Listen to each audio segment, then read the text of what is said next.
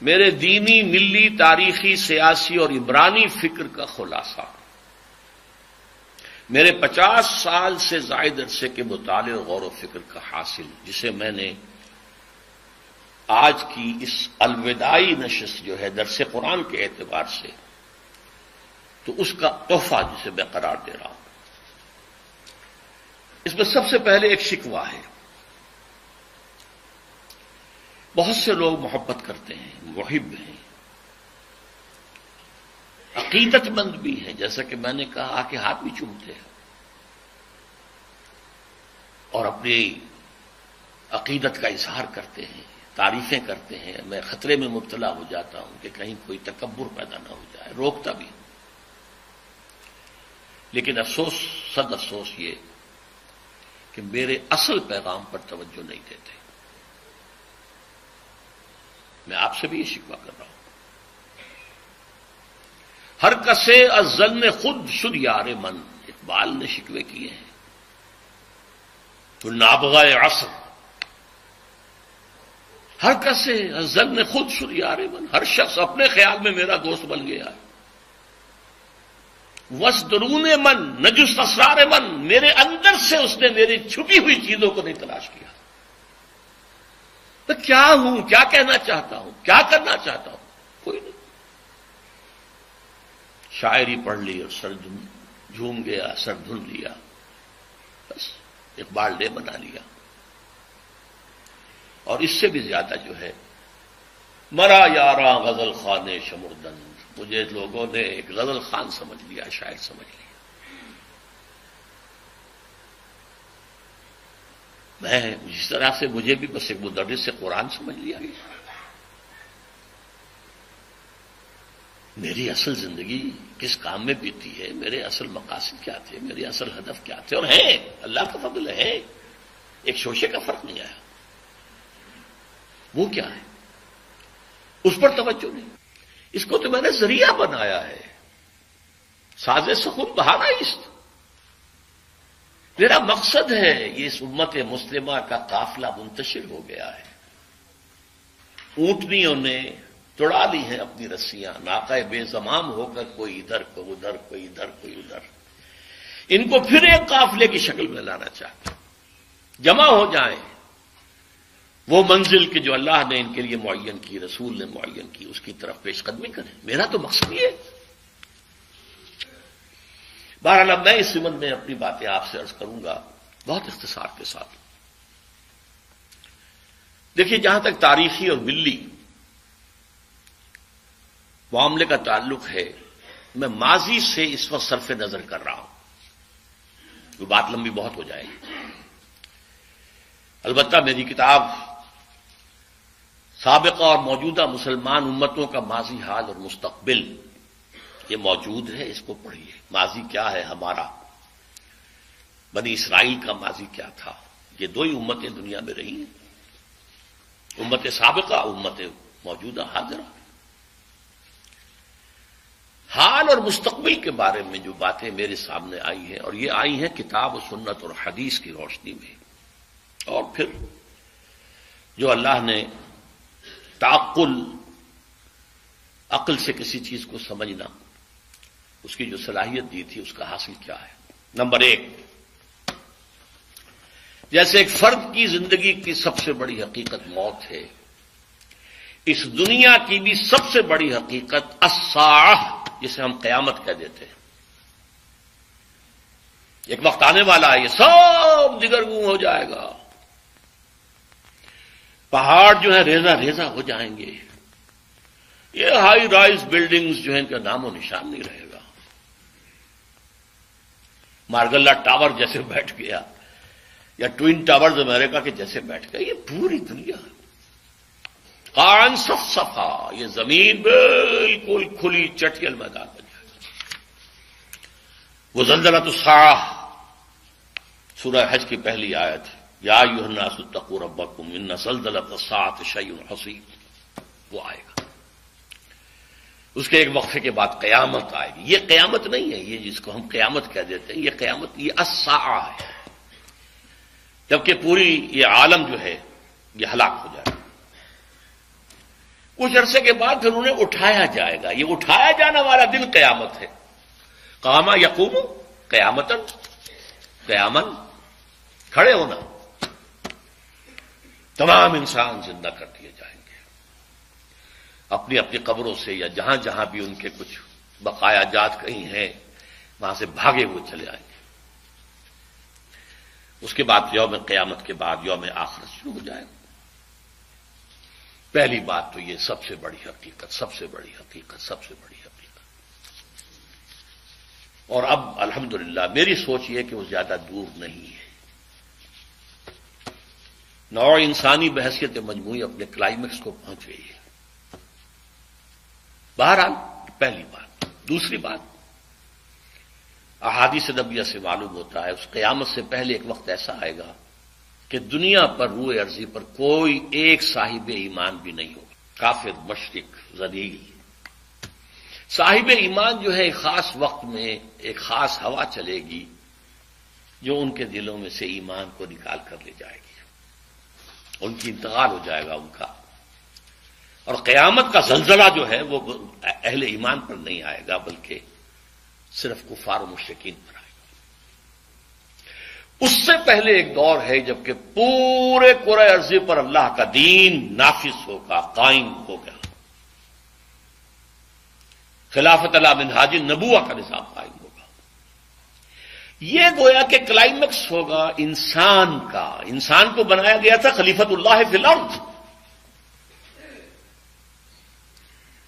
یہ خلیفۃ اللہ فی الارض اور یہ خلافت اللہ فی الارض جو ہے یہ پوری دنیا پر جب پورے عرض پر قائم ہو جائے گی تو وہ انسان کا کلائمیکس، آدم کا کلائمیکس.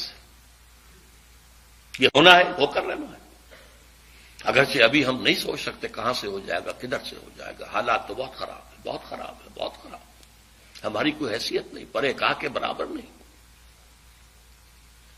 لیکن ہونا ہے.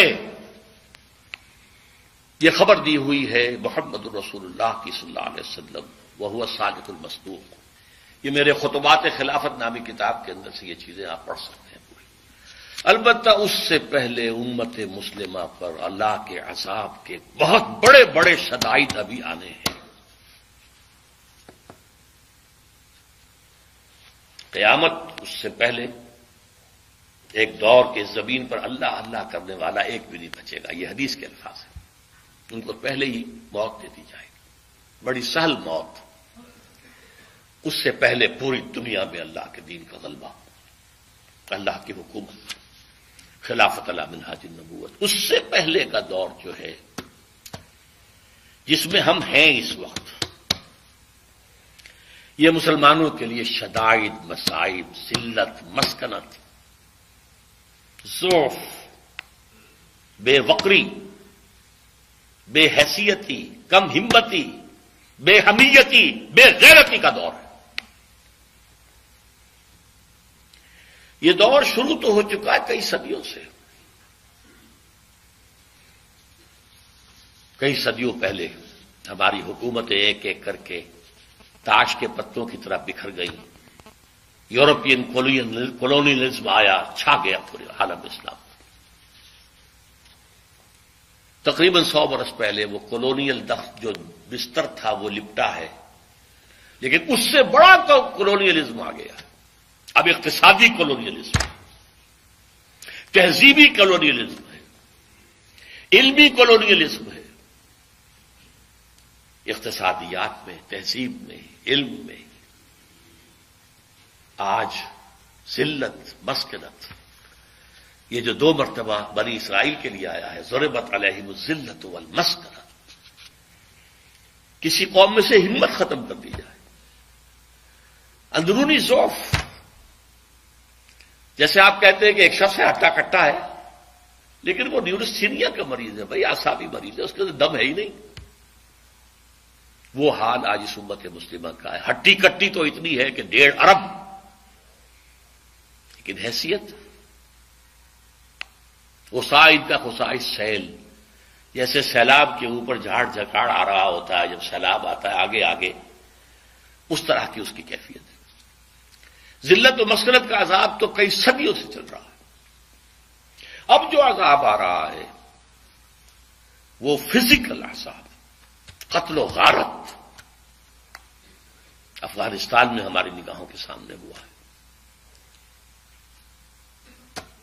عراق میں ہو رہا ہے، ایران اب ٹارگٹ ہے، شام ٹارگٹ ہے، ایک ٹارگٹ وہ ہے جو ہمارے ہاں زبان پر نہیں آتا ہے، اور وہ پاکستان ہے۔ یہ جو ہے بڑے بڑے عذاب، بڑی بڑی جنگیں، تباہی، ہلاکت، بربادی، یہ ابھی آنے والی ہے۔ اس کے اعتبار سے خاص طور پر 2 حصے میں کرتا ہوں امت مسلمہ کے، بلکہ 3 حصے۔ پہلا حصہ تو یہ ہے عرب اور غیر عرب۔ عرب جو ہے بہت پریولیجڈ لوگ ہیں، ان میں سے حضور تھے، اس سے بڑی بات اور کیا ہے، صلی اللہ علیہ وسلم۔ سب سے بڑی بات یہ کہ ان کی مادری زبان میں اللہ کا کلام موجود ہے۔ ہمیں تو پاپڑ بیلنے پڑتے ہیں، عربی زبان سیکھیں تو قرآن اپنی آنکھوں سے پڑھیں، ورنہ زیادہ زیادہ ترجمہ پڑھ لیں گے، اور ترجمہ جو ہے انسپائر کر نہیں سکتا انسان۔ اب اگر انہوں نے یہ کیا ہے کہ جیسے ہی کولونیلزم کا بستر ہٹا، عراق سے انگریز گئے، وہاں سے فرانسیسی چلے گئے، وہاں سے اطالوی چلے گئے، وغیرہ وغیرہ، کسی نے اللہ کے دین کا رخ نہیں کیا، رخ کیا ہے تو یا ماسکو کا اور یا واشنگٹن کا۔ ان سے بڑا کرمنل اللہ کی نگاہوں میں کوئی نہیں، جن کے رتبے ہیں سوا، ان کے سوا مشکل ہے۔ ان پر تو جو عذاب آنے والا ہے، جس کی خبریں دی گئی ہیں احادیث کے اندر، میں تذکرہ کرنا نہیں چاہتا اس کا۔ یوں سمجھ لیجئے مبینہ طور پر جو ہولوکاسٹ پچھلی صدی میں سابقہ امت مسلمہ یہود پر آیا تھا، اس سے کئی گنا بڑا ہولوکاسٹ عالم عرب میں آنے والا۔ باقی جو غیر عرب مسلمان ہیں، ان میں خاص حیثیت جو ہے وہ پاکستان اور بنگلہ دیش کے مسلمانوں کی ہے، اور ثانوی درجے میں بھارت کے مسلمانوں کی۔ انہوں نے ایک ملک تقسیم کرایا اور بڑی خونی تقسیم ہوئی، لاکھوں انسان مرے، کروڑوں انسان ادھر سے ادھر ہوئے، کس لیے؟ اسلام کے لیے۔ پاکستان کا مطلب کیا لا الہ ہے؟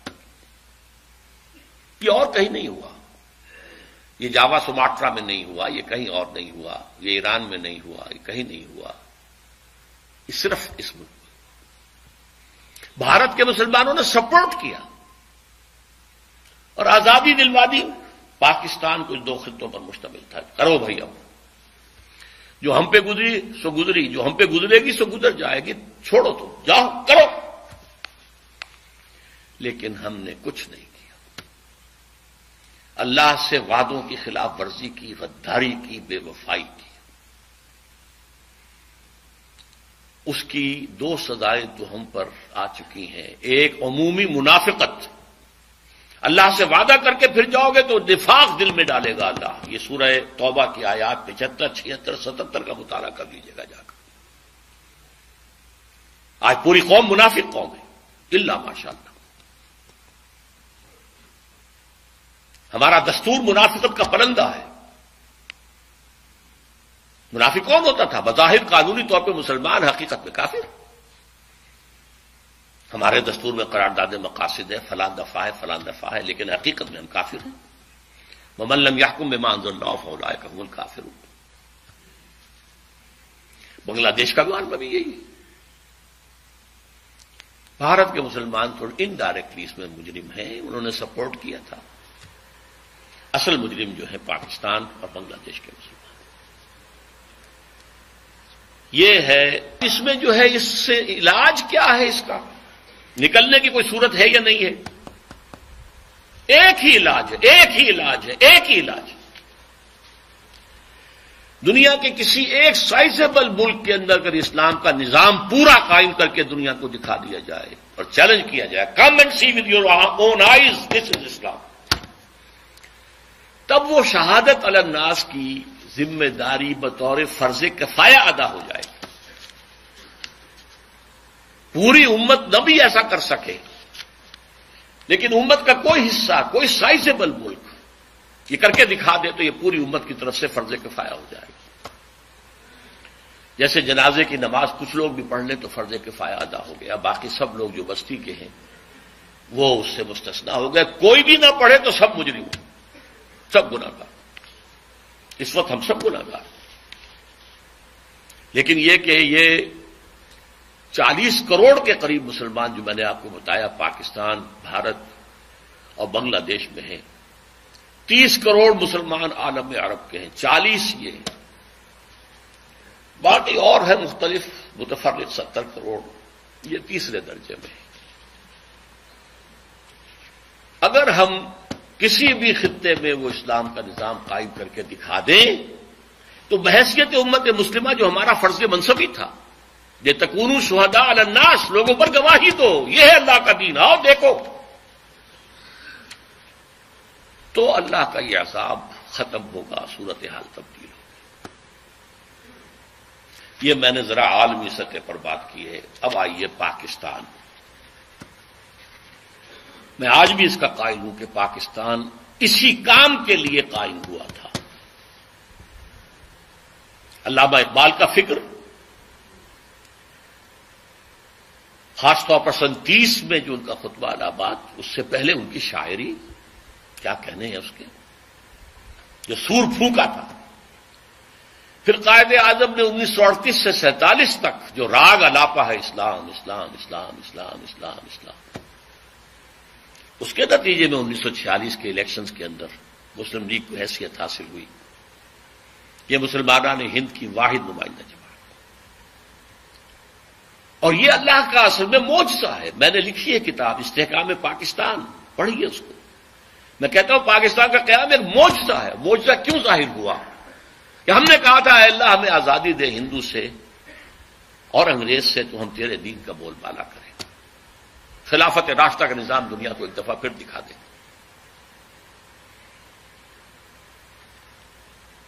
میں نے اسی لیے اپنی اس کتاب میں استحکام پاکستان میں قرآن اس پاکستان کے قیام کو معجزہ کہا، اور قائد اعظم کی شخصیت کے لیے میں نے لفظ استعمال کیا، معجز نما شخصیت۔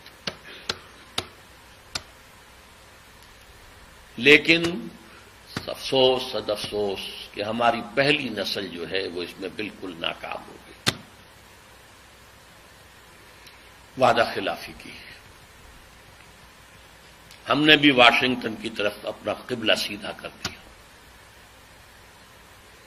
مغربی تہذیب و کلچر کے لیے دروازے کھول دیے،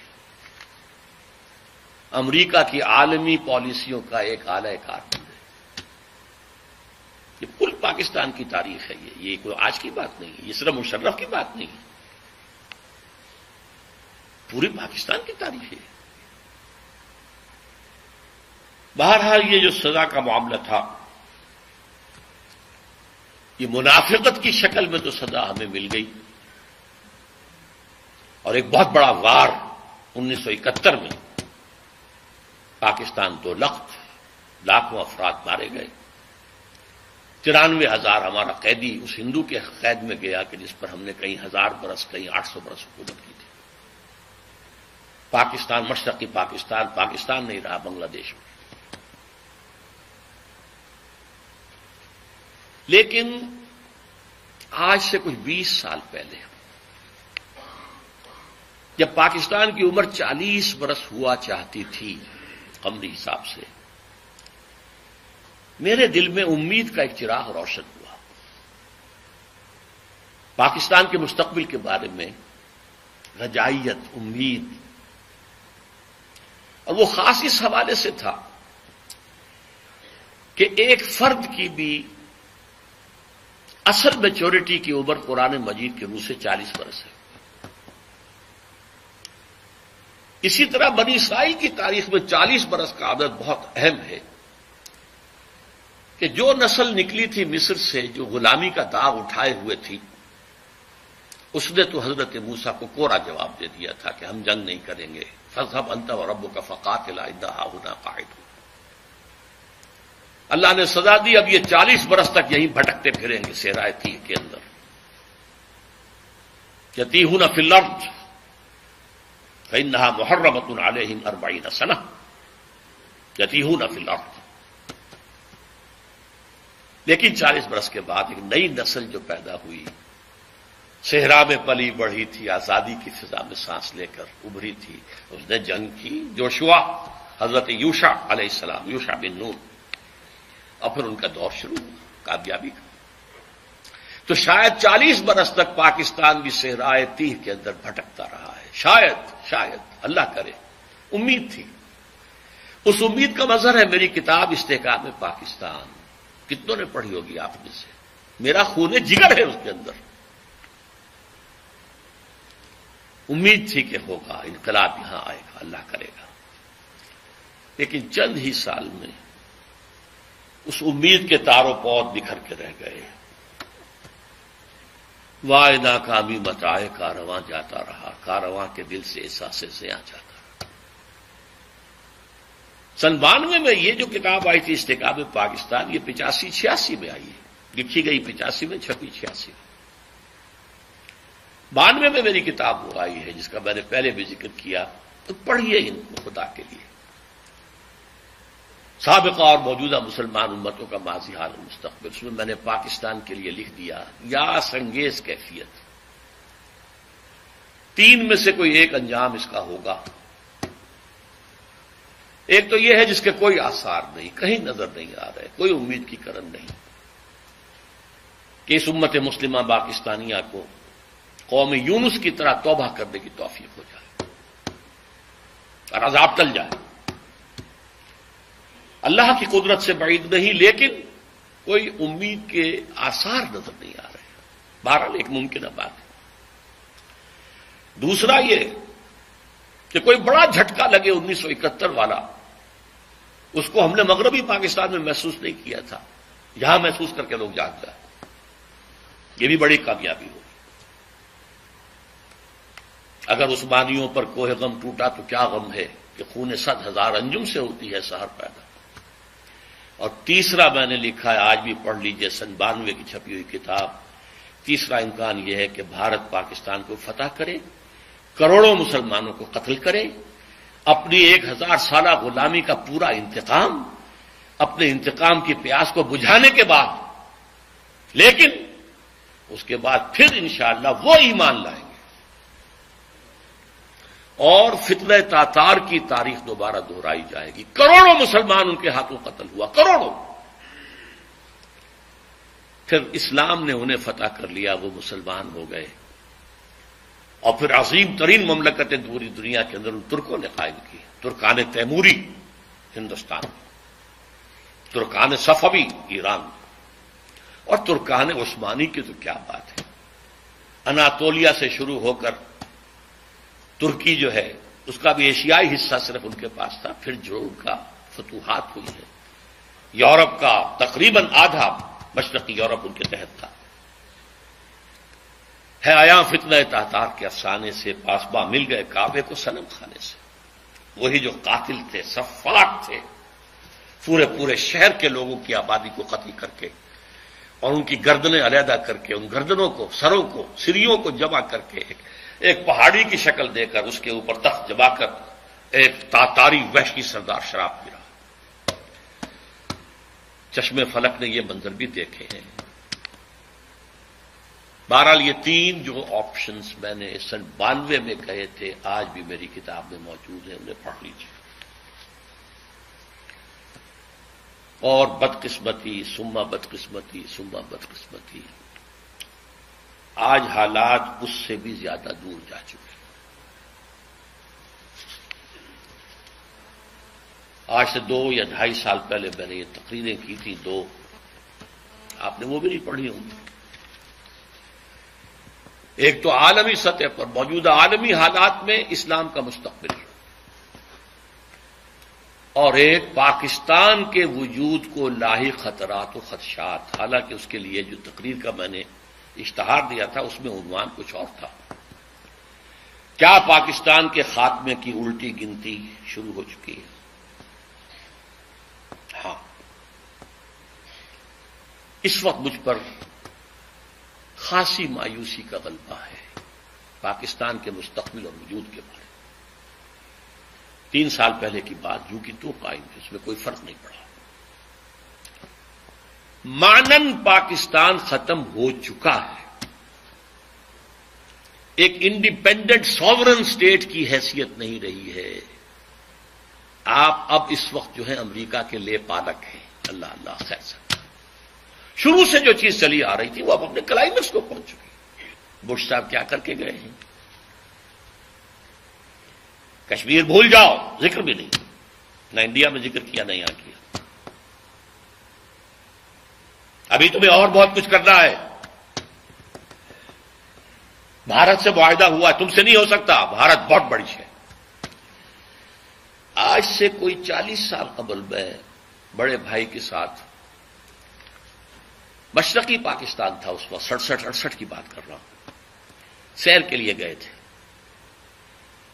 میرے ایک ہمنان اسرار الحق صاحب وہاں پہ چیف انجینئر تھے پاک پی ڈبلیو ڈی کے. انہوں نے دعوت دی تھی، آؤ میں یہاں ہوں، سیر کرا دوں. ڈھاکہ اور مختلف جگہیں، چٹاگانگ، چوٹوگرام جسے کہتے ہیں. وہاں ایک ملاقات میں اسرار الحق صاحب نے، وہ اب امریکہ جا چکے ہیں، وہیں کیا بات ہو گئے، پہنچی وہیں ایک خاص جہاں کا خبیر تھا. انہوں نے ایک جملہ کہا جس پر مجھے بہت پیش آیا تھا. جملہ سنیے: India is a very great country and Pakistan is only a nuisance to it. انگریزی دان لوگوں نے تو سمجھ لیا ہوگا. بھارت ایک بہت بڑا ملک ہے اور پاکستان اس کے لیے تھوڑی سی سرگرانی کا باعث ہے، بس ختم.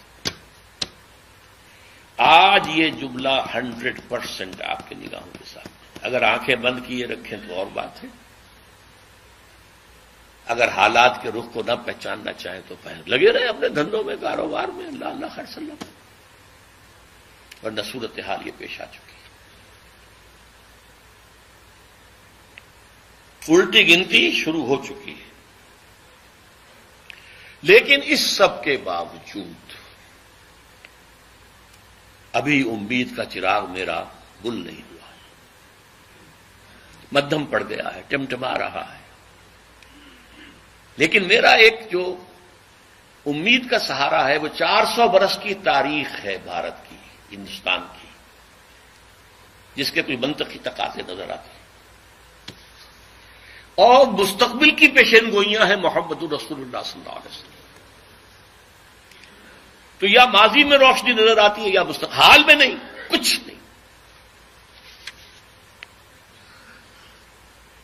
وی have been cut to size.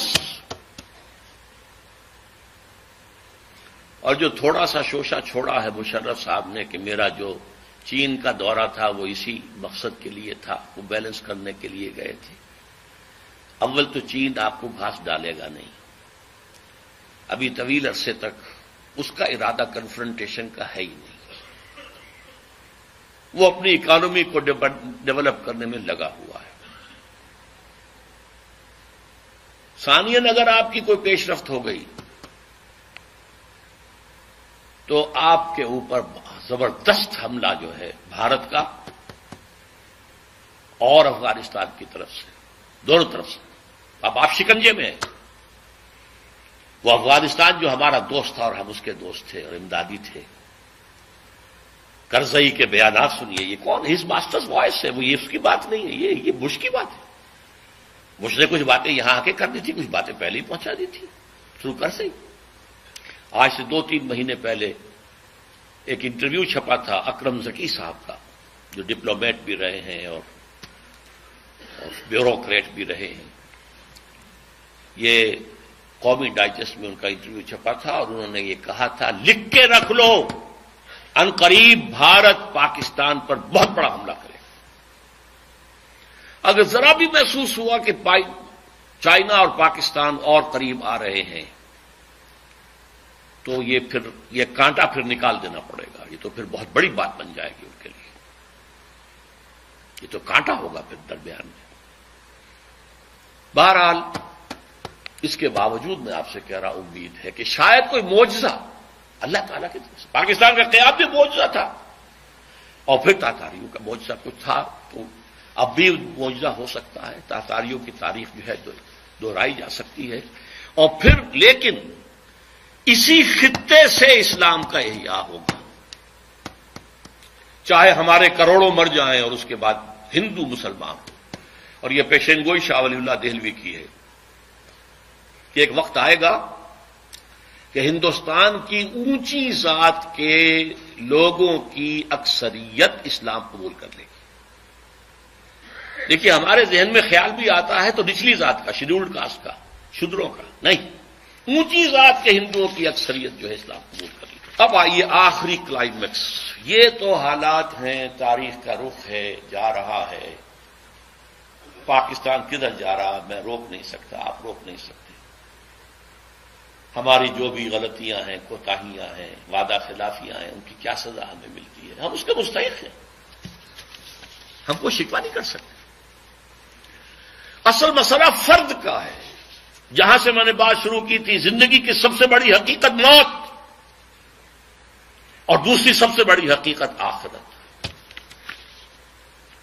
ایک فرد جو ہے وہ اپنی عاقبت کیسے درست کرے؟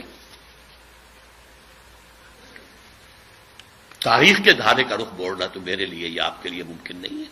ہاں اللہ جب چاہے وہ گھاس کے تنکوں سے بھی کروا سکتا ہے کام.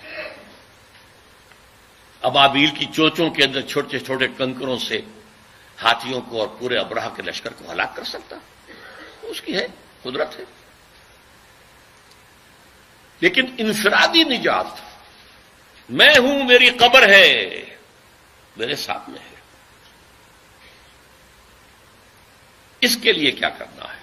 اللہ کی رضا اور آخرت کی نجات کے حصول کے لیے دو شرطیں ہیں، ایمان اور عمل صالح. ایمان بھی قانونی ایمان نہیں جس کی بنا پر آپ مسلمان کہلاتے ہیں. قانونی طور پر تو سب مسلمان ہیں. جو زانی ہے، شرابی ہے، بدماش ہے، چور ہے، اچکا ہے، ڈاکو ہے، سود کھاتا ہے، کچھ بھی کرتا ہے، مسلمان تو ہے. حقیقی ایمان، دل والا ایمان، نور قلب بن جائے، وہ ایمان درکار ہے. اس کے بغیر نجات نہیں ہے. اور اس کا ذریعہ قرآن حکیم ہے. پڑھو، پڑھاؤ، سیکھو، سکھاؤ، پھیلاؤ. جو میں نے عرض کیا، ویسے تو زندگی کے 40 سال تو میں نے اتوار کے درس کے بارے میں کہے تھے. میں تو یہ کام کر رہا ہوں 19 برس کی عمر سے، میڈیکل کالج کے طالب علم کی حیثیت سے درس قرآن. یہ ایمان حقیقی قرآن سے ملے گا. یہ ہماری تحریک کا، میرے کام کا، میری جد و جہد کا، زندگی کی جو بھی میری سعی اور مساعی ہے اس کا ایک حصہ ہے قرآن.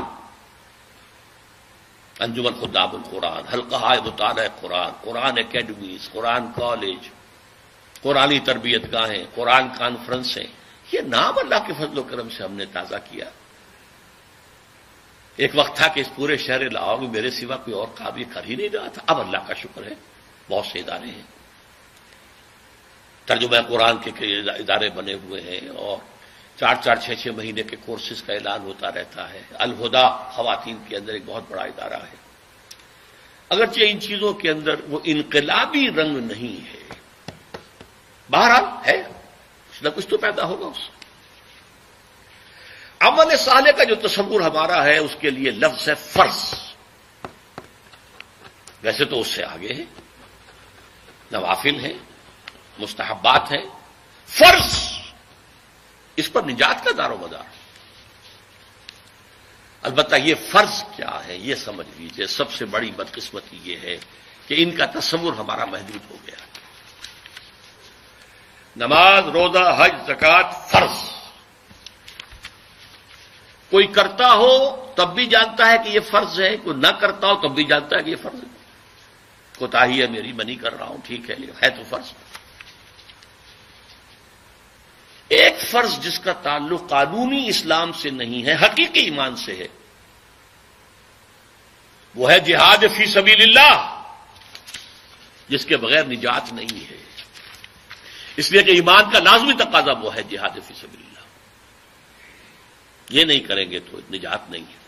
ایمان کا تقاضا وہ ہے، حقیقی ایمان کا تقاضا وہ ہے. اسلام کے ارکان یہی ہے، کلمہ شہادت، نماز، روزہ، حج اور زکوٰۃ. یہ اسلام کے ارکان ہیں. ایمان کا رکن اعظم، رکن رکین جہاد فی سبیل اللہ۔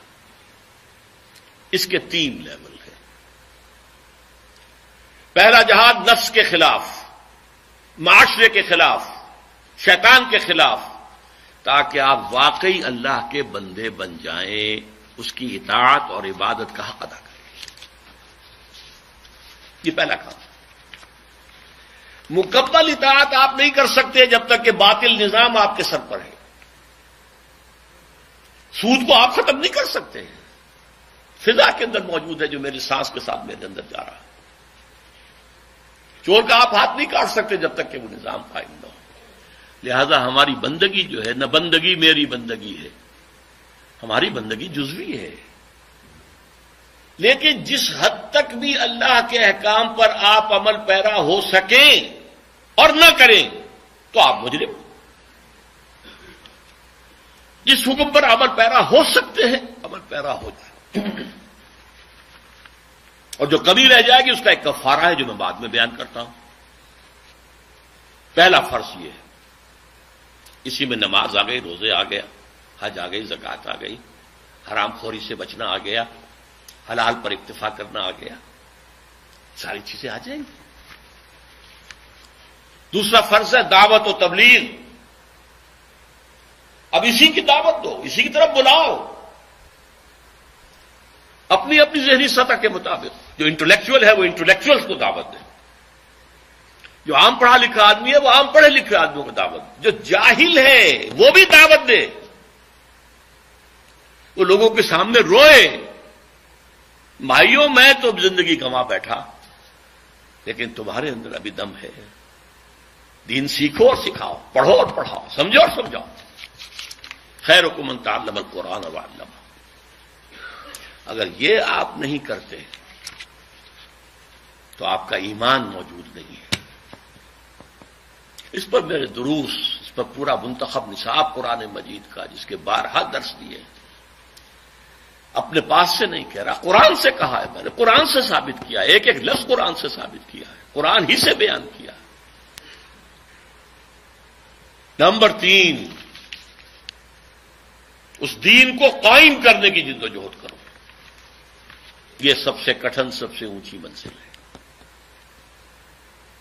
اور یہی کفارہ ہوگا جو تمہاری اپنی عبادت اور اطاعت کے اندر کمی ہے، قائم کرنے کی جد و جہد کرو گے، جان کھپاؤ گے، مال کھپاؤ گے، یہ کفارہ ہو جائے گا اس کمی کا۔ جیسے آپ نے کوئی قسم کھائی تھی توڑ دی تو کفارہ ہے نا۔ کسی نے رمضان کا روزہ توڑ دیا تھا تو کفارہ ہے، 60 روزے متواتر رکھو، کفارے ہیں۔ تو یہ جو میرے اندر سوٹ جا رہا ہے، اور یہ جو میں ایسے نظام میں رہ رہا ہوں، سانس لے رہا ہوں جہاں اسلام غالب نہیں ہے، کفر ہے، شرک ہے، وَمَن لَّمْ يَحْكُم بِمَا أَنزَلَ اللَّهُ فَأُولَٰئِكَ هُمُ الْكَافِرُونَ وَمَن لَّمْ يَحْكُم بِمَا أَنزَلَ اللَّهُ فَأُولَٰئِكَ هُمُ الْفَاسِقُونَ أُولَٰئِكَ هُمُ الظَّالِمُونَ۔ اس اقامت دین کی جد و جہد فرض ہے، فرض ہے، فرض۔ کاش کہ میری یہ بات آپ کے دلوں کے نیچے اتر جائے، ورنہ بات وہی ہوگی کہ ہر کسے ظن خود شد یار من وز درون من نجست اسرار من۔ یہ جد و جہد کبھی سوچ کے تو صحیح تھا۔ مجھے باولے کتے نے کاٹا تھا، میں نے اپنی میڈیکل پریکٹس چھوڑی تھی بھائی، میں مولوی نہیں تھا کہ دل سے قرآن میرا کام ہو۔ یہ ایک تحریک تھی، اس کے مقاصد تھے، اس کا ذریعہ یہ تھا قرآن کے ذریعے ایمان پیدا کرو تاکہ ایمان کے ذریعے سے جہاد پیدا ہو۔ اس کے لیے زندگی کھپائی ہے۔ اب اس کی جو شرائط ہے کہ اقامت دین کی جد و جہد کی، اس میں سے پہلی شرط جماعت۔ یہ کام اکیلے نہیں ہو سکتا، خود اپنی اصلاح اکیلے ہو سکتی ہے، اگرچہ کوئی آپ کو ماحول اچھا مل جائے تو آسانی ہو جائے گی، لیکن اکیلے بھی ہو سکتی ہے۔ دعوت، تبلیغ، تعلیم یہ انفرادی طور پر بھی ہو سکتی ہے۔ حضرت نوح انفرادی طور پر ہی 900 برس تک دعوت دیتے رہے لوگ، اور اس کے لیے ادارے بھی قائم ہو سکتے ہیں، انجمنیں قائم ہو سکتی ہیں، فاؤنڈیشنز قائم ہو سکتے ہیں، پبلشنگ ہاؤسز قائم ہو سکتے ہیں، سم و بسر کے نظام قائم ہو سکتے ہیں. ٹھیک ہے، ادارے، انسٹیٹیوشنز، انجمنیں، ایسوسیشنز. لیکن اس تیسرے لیول پر آ کر جماعت، لا اسلام الا بالجماعہ، مردوں اور عورتوں دونوں کے لیے. اس کی بنیاد بیعت، عورتوں کی بیعت قرآن مجید میں موجود ہے، مردوں کی بیعت کا ذکر ہے لیکن حدیث کے اندر اس کے الفاظ ہیں. جماعت، لا اسلام الا بالجماعہ، انی آمرکم بخمس بالجماعت والسمع والطاعت والہجرت والجہاد فی سبیل. یوں سمجھ لیجئے جس نے یہ سمجھ لیا کہ اقامت دین کی جد و جہد فرض ہے، اسے جاننا چاہیے کہ اس کے لیے التزام جماعت فرض ہے. میری سوچ یہ ہے، خدا کے لیے سمجھ لیجئے. علمی نکات اپنی جگہ ہیں، قرآن مجید کی حکمتوں کی باریکیاں اپنی جگہ ہیں، ان کا تو کوئی احاطہ کر ہی نہیں سکتا.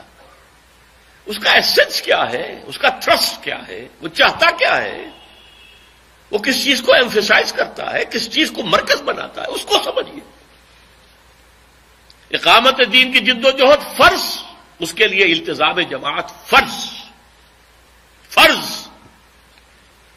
اور دیکھیے فرض کے بارے میں جان لیجئے، ایک فرض کا تارک تمام فرائض کا تارک ہے. اگر ایک شخص کہتا نماز تو میں پڑھوں گا، 5 وقتہ پڑھوں گا، روزہ نہیں رکھوں گا، بھائی ختم، نماز بھی گئی، روزہ بھی فرض ہے، رمضان کا روزہ فرض ہے. صاحب استطاعت اگر حج نہیں کر رہا ہے تو اس کو بھی کفر سے تعبیر کیا گیا. فرض ہے، ادا کرو. زکات نہیں دیتا تو کیا اس کے خلاف جہاد کیا گیا، انہیں مرتد مانا گیا. تو ایک فرض کی جو ہے انکار یا اس کا ترک، وہ پورے دین کا ترک ہے. It's an organic whole. اقامت دین کی جد و جہد کی فرضیت، پھر اس کے لیے التزام جماعت کی فرضیت. البتہ یہاں ایک سوال پیدا ہوگا، جماعت آپ کو تلاش کرنی پڑے گی. خود جماعت بنانا آسان نہیں ہے، دانتوں پسینہ آتا ہے جماعت بنانے میں. لیکن چلتا ہوا قافلہ مل جائے تو کیا کہنے، اللہ کا فضل، اللہ کا کرم. ایک جماعت ہے. لیکن اب آپ کے لیے کیا ہے، کئی جماعتیں، کیا کریں. میں اس کا ایک جواب دیا کرتا ہوں، بھائی آپ کے پاؤں کو جوتے کی ضرورت ہے نا. آپ یہ کہہ کر گھر میں نہیں بیٹھ رہتے کہ پتہ نہیں جوتا صحیح کہاں ملتا ہے. کسی زمانے میں تو وہ گتے کا ہی سول لگا دیتے تھے اندر، کہاں سے ٹھیک ملتا ہے ہمیں کیا پتا. تو کیا آپ جوتا نہیں خریدیں گے؟ آپ جائیں گے، بازار دیکھیں گے، منڈی دیکھیں گے، دکانیں دیکھیں گے، قیمتیں کمپیئر کریں گے، ذرا موڑ توڑ کے دیکھیں گے، خریدیں گے. اس نیسیسٹی.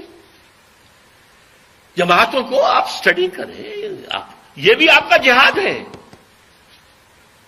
جماعت کی تلاش. البتہ میں یہ بتا سکتا ہوں کہ 4 اوصاف دیکھیے اس جماعت کے اندر. نمبر 1، اس کا ڈکلیئرڈ گول اقامت دین، نظام کو بدلنا، اسلام کے پورے نظام کو قائم کرنا. یہ ڈکلیئرڈ گول ہونا چاہیے، اعلانیہ مقصد اور ہدف. نمبر 2، اس کا ڈسپلن ہونا چاہیے، وہ سمع و طاعت جس کی بیعت حضور نے لی تھی، سنو اور عمل کرو.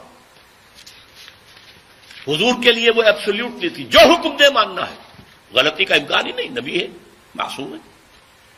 اب یہ ہوگا کہ سنو، اور اگر شریعت کے خلاف نہ ہو تو مانو. بس سمع و طاعت فی المعروف، لیکن ہوگی سمع و طاعت، listen and obey. There's not to reason why, there's but to do and die.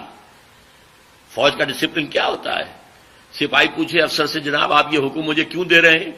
کیا ہوگا؟ وہ فوج ہوگی. جو حکم دیا کرو، ڈو اینڈ ڈائی. یہ جماعت اس نظم کے ساتھ، اور اس نظم کے لیے بنیاد بیعت، دنیاوی تنظیمیں، ایسوسیشنز، پولیٹیکل آرگنائزیشنز اور چار آنے کی ممبری والی تنظیمیں، سیاسی تنظیمیں کچھ اور ہوتی ہیں، فلاحی تنظیمیں کچھ اور ہوتی ہیں، محض تبلیغی تنظیم کچھ اور ہوتی ہے۔ نہیں، یہ حزب اللہ کی بنیاد بیعت سمع و طاعت فی المعروف۔ تو میں بیان کر رہا تھا، نمبر 1 ڈکلیئرڈ گول اقامت دین، دین کے پورے نظام کو قائم کرنا۔ نمبر 2 ڈسپلن، سمع و طاعت۔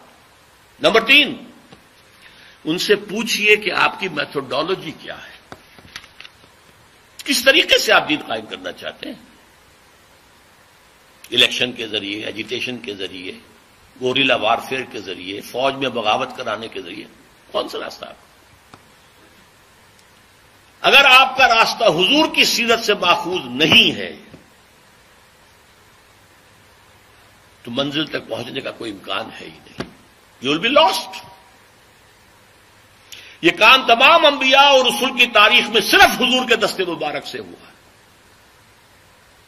صرف۔ اب بھی ہونا ہے، جس کی خبر میں آپ کو دے چکا ہوں، پوری دنیا پر ہونا ہے، کہیں سے شروع ہوگا پھر پوری دنیا تک پھیلے گا۔ یہ دی ہوئی خبریں ہیں محمد رسول اللہ کی، وہ صادق المصدوق، وہ سچے ہیں، ان کی سچائی پر اللہ گواہ ہے، پوری کائنات گواہ ہے، نوع انسانی گواہ ہے۔ تو ہونا ہے، لیکن ہوگا اسی طریقے سے۔ لا يصلح آخر هذه الامه الا بما صلح به اولها، اس امت کا آغاز حضور اور خلافت راشدہ، اس کا اختتام پھر آئے گا جبکہ پوری دنیا پر اللہ کا دین اور خلافت کا نظام آئے گا۔ یہ اول ہے، وہ آخر ہے، درمیان میں جو کچھ ہے وہ میں نے چھوڑ دیا تھا آج کی گفتگو سے۔ لیکن جس طریقے سے، جس عمل سے، جس طریقہ کار سے وہ پہلے منظر ہوئی تھی، اسی سے ہوگی۔ مانگے تانگے کے مستعار، ادھر سے مانگ لیا، ادھر سے سیکھ لیا، ادھر سے لے لیا، ادھر سے لے لیا، اس سے یہ کام نہیں ہوگا، چاہے خلوص کی انتہا ہو۔ خلوص اپنی جگہ ہے، خلوص کا اجر آخرت میں ملے گا، لیکن اگر طریق محمدی اور طریقہ کار اور منہج محمدی اگر اختیار نہیں کیا ہے تو کامیاب نہیں ہوں گے آپ۔ اس کے لیے میری کتاب خدا کے لیے پڑھیے، منہج انقلاب نبوی، میرا صاحب الصلاۃ والسلام، اور چھوٹی سی ایک کتاب بھی ہے، اس کا خلاصہ رسول انقلاب کا طریقہ انقلاب۔ رسول انقلاب ایک ہی ہے تمام رسولوں میں، جن کے ہاتھوں انقلاب آیا، پوری دنیا مانتی ہے، عظیم ترین انقلاب آیا۔ میں تو ایک جملہ نقل کیا کرتا ہوں برنارڈ شاہ کا، نے گاندھی کے بارے میں کہا تھا، ہی is a saint among politicians. سیاست دانوں میں تو وہ لگتا ہے کوئی مہاتما ہے، کوئی روحانی آدمی ہے، سینٹ ہے، سادھو ہے۔ He is a saint among politicians and a politician among saints, ان کے اندر وہ پالیٹیشین ہے۔ تو میرا یہ جملہ ہے، میں اس ڈر سے کے ساتھ معذرت کرتے ہوئے اللہ سے معافی چاہتے ہوئے کہہ رہا ہوں، حضور کی شان شایاں یہ بات نہیں بنتی ہے، لیکن یہ سمجھانے کے لیے کہہ رہا ہوں۔ He was a revolutionary amongst the prophets and a prophet among the revolutionaries۔ تاریخ انسانی میں جتنے انقلاب آئے ہیں اس سے سب سے بڑا انقلاب محمد نے برپا کیا، اور تاریخ انسانی میں جتنے نبی اور رسول آئے ان میں سب سے بڑے نبی اور رسول محمد ہے صلی اللہ علیہ وسلم۔ تو منہج انقلاب نبوی۔ چوتھی چیز، جو بھی جماعت ہے جس کے بارے میں آپ سوچ رہے ہیں، اس کی قیادت کے قریب جا کر دیکھیے، دیکھیے نہیں سونگیے۔ یہ سونگنا بھی میں کہہ رہا ہوں، اس کے علاوہ ایک اور ہے جس کو آپ ESP کہتے ہیں، ایکسٹرا سینسری پرسیپشن۔ قریب جا کر آپ کو محسوس ہو جائے گا کہ آیا ان قائدین کے اندر خلوص اور اخلاص ہے یا یہ دکانداری ہے۔ لیکن اس میں میں نے کہا قائدین کے پاس، اس لیے کہ پیچھے چلنے والوں میں ہر طرح کے لوگ ہوتے ہیں۔ جب حضور کے پیچھے چلنے والوں میں بظاہر منافقین بھی تھے، مسلمان تو شمار ہوتے تھے، مسجد نبی میں نمازیں تو پڑھتے تھے، ان کا سردار پہلی صف میں ہوتا تھا اور کھڑے ہو کر تلقین کرتا تھا حضور کے خطبے سے پہلے کہ لوگوں غور سے سنو، یہ اللہ کے رسول ہیں، جبکہ وہ نہیں مانتا تھا اللہ کا رسول، جھوٹ تھا۔ اذا جاءك المنافقون قالوا نشهد انك لرسول الله والله يعلم انك لرسوله والله يشهد ان المنافقين لكاذبون۔ تو چوتھی چیز یہ ہے کہ سونگھیے۔ یہ چار چیزیں اگر کسی جماعت میں 33% پاس مارکس کی حد تک بھی نظر آ جائیں چاروں، اس جماعت میں شامل ہونا فرض ہے۔ میں فرض کے لفظ کی تکرار کر رہا ہوں، خدا کے لیے with all emphasis at my command جو میں بات کہہ رہا ہوں، یہ میرا الوداعی خطاب ہے، میرا تحفہ ہے جو میں دے رہا ہوں۔ مختصر الفاظ میں وہ باتیں کہہ رہا ہوں جو میری بڑی بڑی کتابوں میں لکھی ہوئی، جو 2-2 ڈھائی گھنٹے کی تقریروں میں ایک ایک موضوع پر بات ہوئی ہے، میں نے آج سب کو ان کو جمع کیا۔ بہرحال اگر تو جماعت مل جائے تو اسے اپنے لیے نعمت سمجھیے، اللہ کا فضل سمجھیے، اللہ کا کرم سمجھیے۔ یہ الفاظ میں نے 1954 کے آخر میں جماعت اسلامی کی رکنیت کی درخواست دیتے ہوئے لکھی تھی کہ میں جماعت اسلامی کے وجود کو اپنے لیے ایک بہت بڑی نعمت سمجھتا ہوں کہ قافلہ چل رہا ہے جس میں میں شامل ہو کر اپنے دینی فرائض بشمول اقامت دین کی جد و جہد کے اس کی ادائیگی کر سکتا ہوں۔ نہ ہوتی تو خود کو جماعت بنانا آسان کام نہیں تھا۔ لیکن میں آخری بات کہہ دوں، فرض کیجئے کہ آپ ان چار چیزوں کے حوالے سے ساری جماعتوں کو ریجیکٹ کر دیں۔ جماعت اسلامی میں یہ خرابی، تنظیم اسلامی میں یہ خرابی، جے یو آئی میں یہ خرابی، جے یو پی میں یہ خرابی، تبلیغی جماعت میں یہ خرابی، فلاں میں یہ شارٹ کٹ، فلاں میں یہ تقصیر، تو اب آپ پر لازم ہے کہ آپ کھڑے ہوں، جماعت بنائیں۔ فرض کیجئے آپ کی طرف ایک آدمی آتا، کوئی بات نہیں، ایک اکیلا 2 جماعت، ایک امام ایک مقتدی، جماعت کا آپ کو ثواب مل جائے گا۔ نبی بھی ایسے گزرے، ان کے ساتھ کوئی نہیں آیا، کوئی پرواہ نہیں۔ کیا جب کہ اللہ تعالیٰ آپ کی طرف لوگوں کا رجوع کر دے، لوگ آ جائیں۔ لیکن جماعت کے بغیر اسلام نہیں، لا اسلام الا بالجماعۃ۔ اور بیعت کے لیے آیا، من مات ولیس فی عنقہ بیعۃ فقد مات میتۃ جاہلیہ۔ جو مسلمان مرا اس حال میں کہ اس کی گردن میں بیعت کا قلادہ نہیں تھا، وہ جاہلیت کی موت مرا، اسلام کی موت نہیں مرا۔ اس اعتبار سے پھر آدمی خود کھڑا ہو۔ بہرحال یہ چیزیں ہیں ان کے لیے دمادم زن، دمادم زن، دمادم زن، بانشہ درویشی درساز و دمادم زن۔ اب یہ کہ اگر آپ کی کوششوں کو کچھ کامیابی نظر آ رہی ہو، اللہ کا فضل سمجھیے۔